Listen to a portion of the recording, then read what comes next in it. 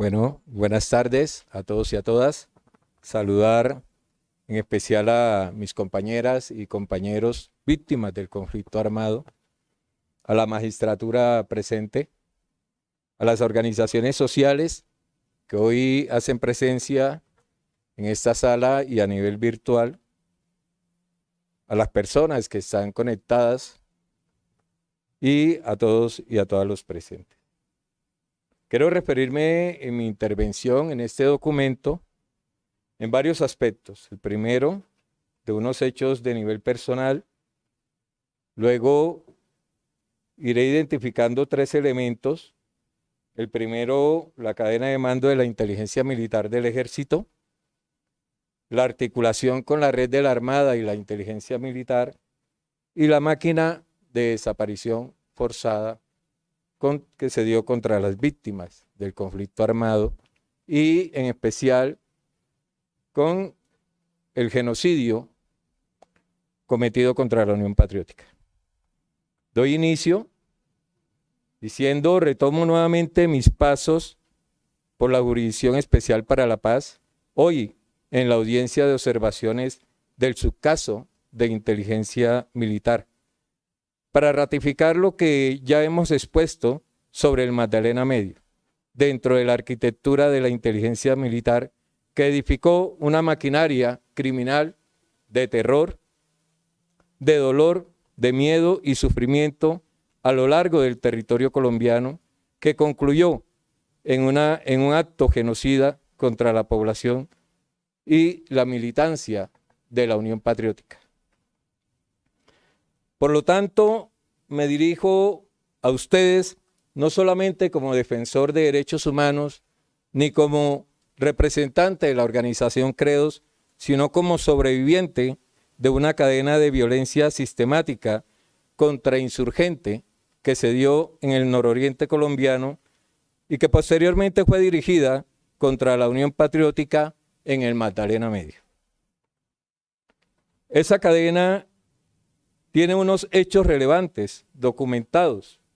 Me refiero en el primer hecho a la masacre de Llanacaliente, ocurrida el 29 de mayo del 88, en esa misma vereda del municipio de San Vicente de Chucurí, en el marco de un paro campesino del nororiente, el cual desde el 22 de mayo de ese mismo año había reunido allí a miles de campesinos y campesinas convocados por la Coordinadora Popular y la ANUT, quienes exigíamos la desmilitarización de la zona, el cese de la guerra sucia y el desmonte de esos grupos paramilitares que ya venían siendo organizados por los mismos militares.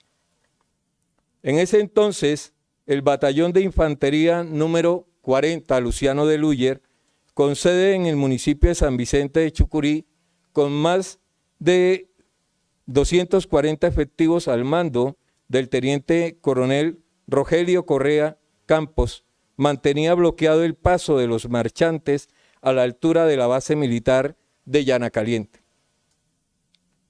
Estuve participando de la marcha campesina, trabajaba en ese entonces como profesor de la vereda del 40 Alto del municipio del Carmen de Chucurí.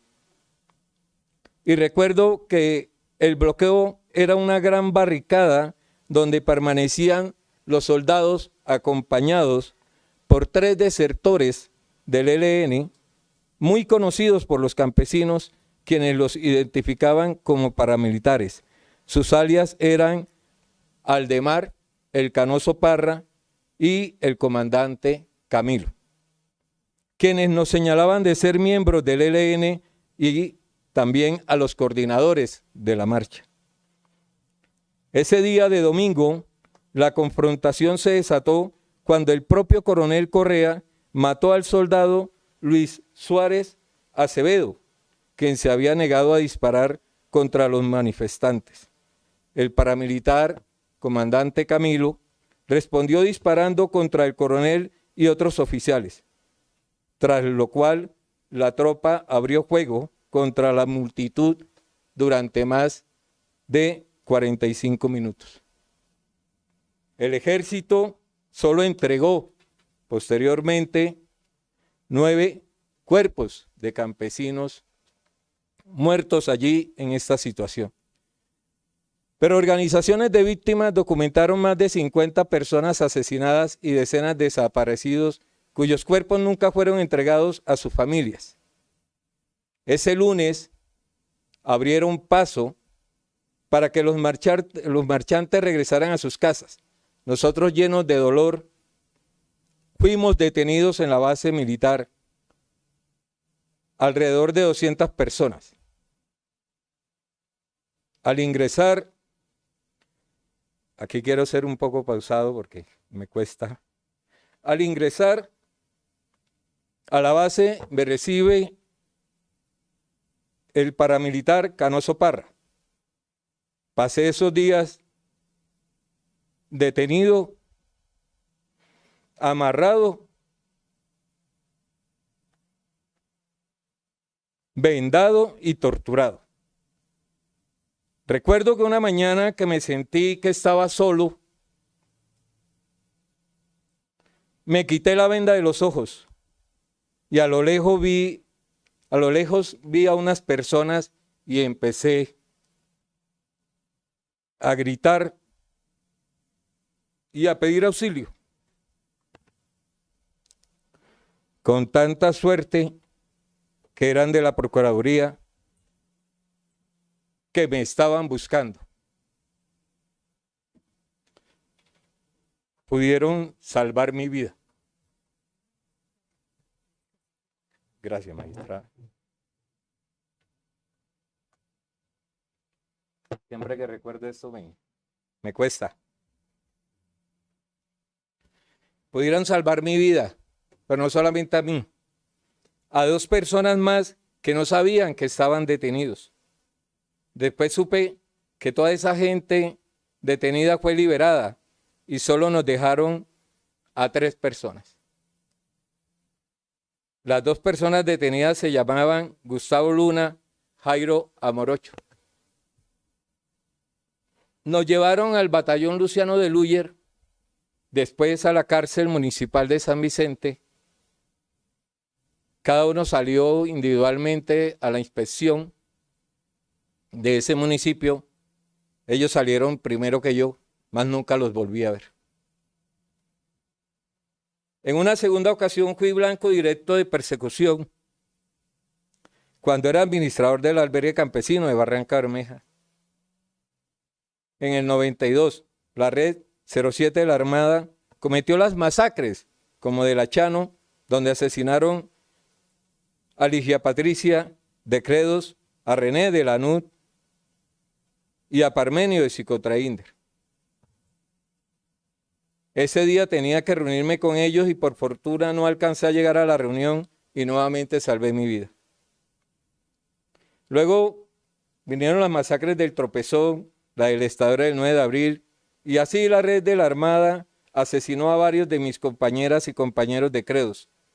Y en una tercera ocasión, durante la toma paramilitar del 2001, cuando sufrí amenazas y atentados en mi contra y mi familia, que me obligaron a salir del país y estar en el exilio durante muchos años.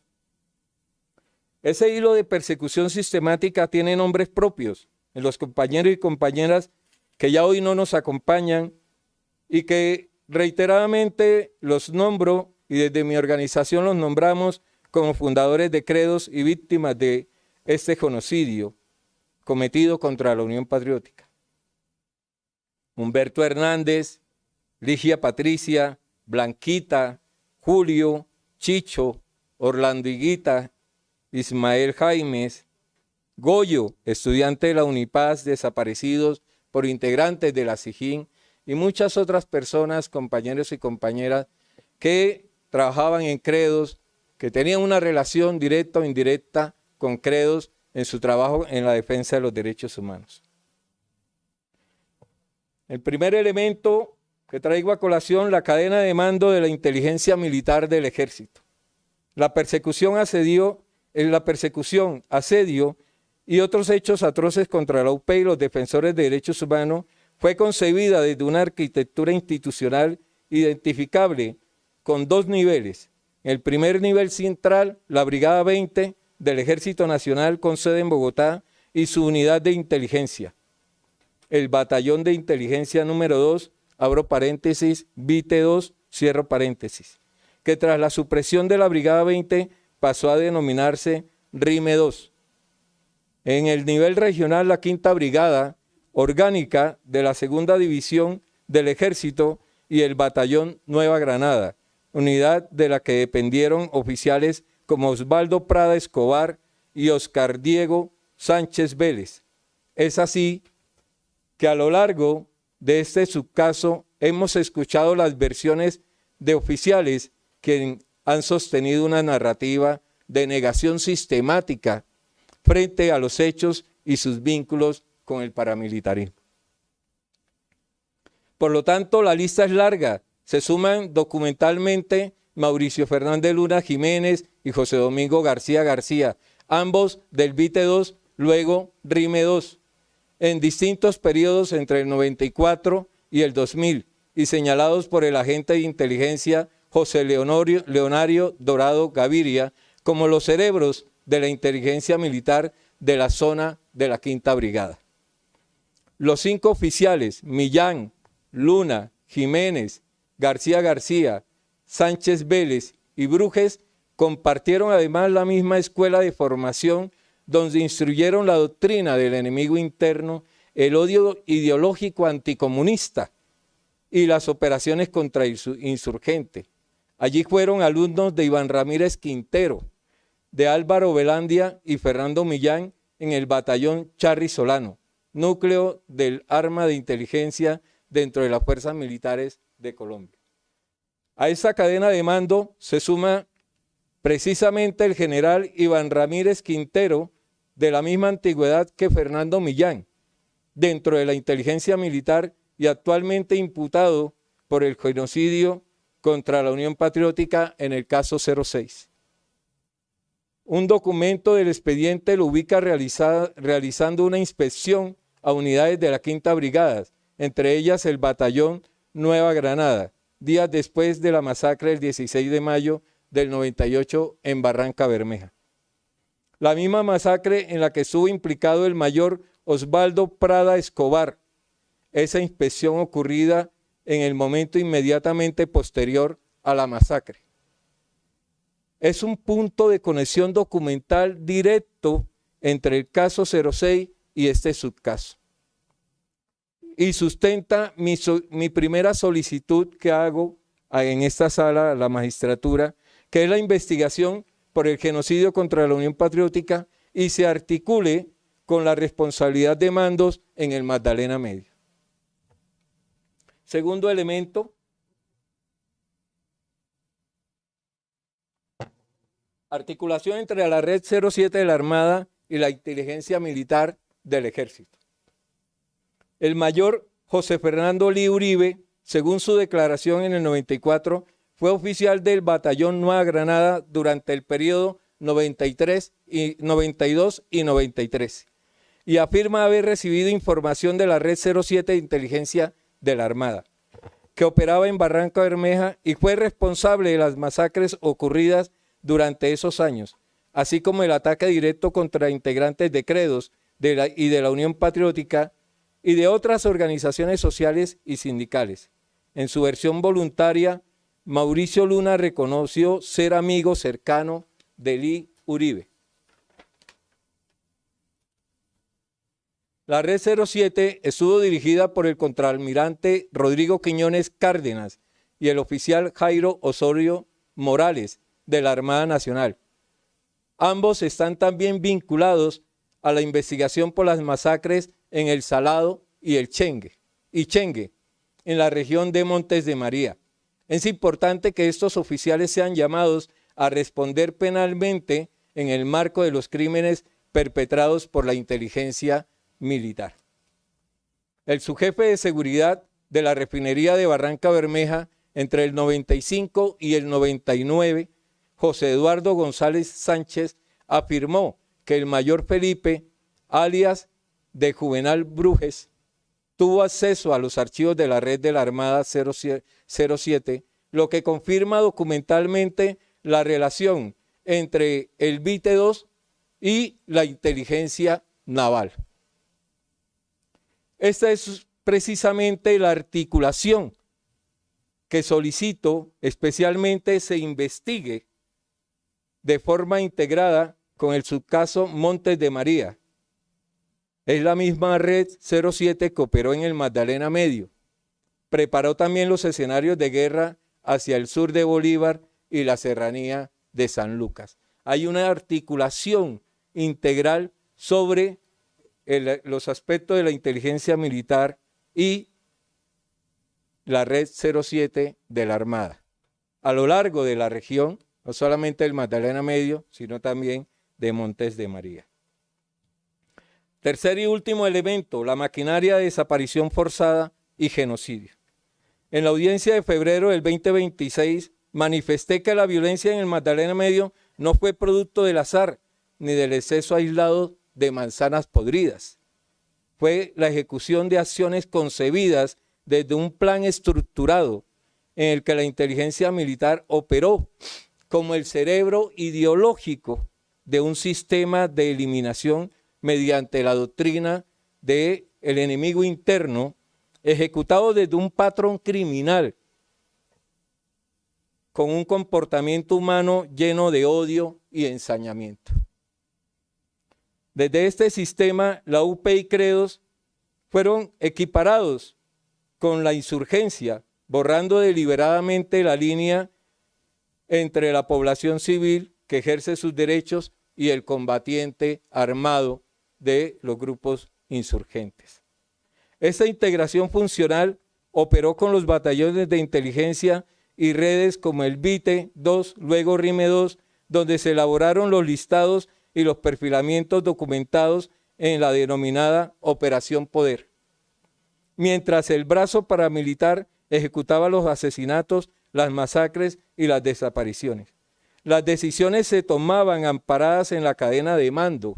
Así lo evidencia el Código 561, que según el capitán de la policía Mario Camacho Avellaneda, prohibió por radio el desplazamiento de la fuerza pública disponible durante la masacre del 16 de mayo de 98. Esta misma institucionalidad militarizada, bajo el pretexto de proteger la infraestructura petrolera, toleró y se benefició de una economía de guerra, el cartel del tubo, cuyo producto financió la expansión del bloque central Bolívar, con la articulación entre el paramilitarismo, la fuerza pública y funcionarios de Ecopetrol, según lo declarado por José Eduardo González Sánchez ante esta jurisdicción. A esa economía de guerra se sumó la instrumentalización institucional de figuras como las Convivir, utilizadas por altos mandos como el general Fernando Millán para desviar fondos de gastos reservados hacia el pago de paramilitares bajo la fachada de informantes. Por toda la anterior, insto que en este escenario específico de inteligencia militar, la determinación de máximo responsable escale más allá de los niveles operacionales y locales, hacia la segunda división y los comandos centrales que diseñaron la doctrina del enemigo interno, que en el régimen de condicionalidad se aplique de forma estricta frente a Millán, Luna Jiménez, García, Sánchez Vélez y Brujes, dado que ninguno de ellos ha aportado verdad plena sobre cómo la inteligencia militar orquestó esta persecución. Es que solicitamos que se disponga la investigación integrada entre el subcaso Magdalena Medio, el subcaso Montes de María y el caso 06, en la medida en que la misma red 07 y la misma arquitectura de la inteligencia militar operaron de manera articulada en ambas regiones, y en que el general Iván Ramírez Quintero, ya imputado en el caso 06 y documentalmente vinculado a la inspección de la Quinta Brigada tras la masacre del 16 de mayo del 98, responda también por los crímenes cometidos en la región del Magdalena Medio. Por último, y para cerrar, me atrevo a manifestar que esta maquinaria de la inteligencia militar no ha cambiado. Hoy sigue perfilando a las organizaciones sociales defensoras de derechos humanos en los territorios. Y en este nuevo periodo de gobernabilidad, seguramente la doctrina del enemigo interno estará al orden del día. Muchas gracias.